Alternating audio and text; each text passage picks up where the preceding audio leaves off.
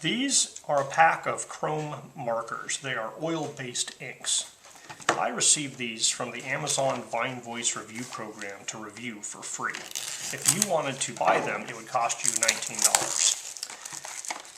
Now, they have not paid me for my review, and my opinions are my own.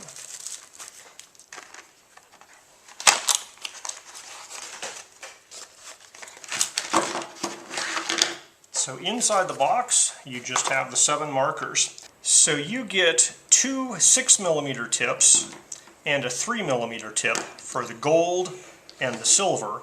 And for the rose gold, you get a single 6mm tip. Now these are oil-based inks. They take 12 hours to dry, and they will not come off after you stick them onto things.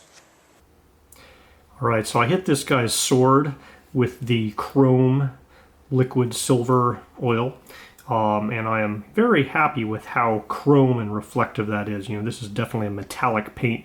It is definitely chromed and metal there, and it's been overnight, so this has been at least 12 to 16 hours, and you know, it's completely dry to the touch at this point.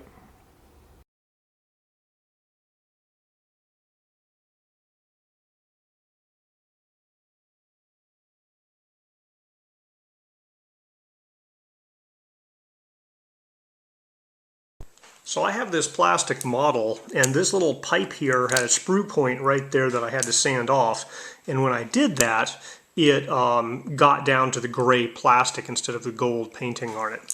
So I'm going to be using this marker just to touch up that little point there.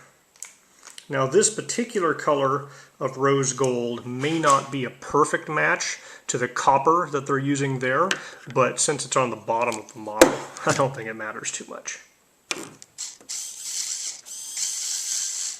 So one recommendation I have for these markers, because they store in this box vertically, is you draw the color of the marker on the top of the cap, and that way you basically know what marker you're pulling out. The smaller 3mm markers are visibly different. They're smaller than the larger 6mm markers, so you can tell the size based on the size.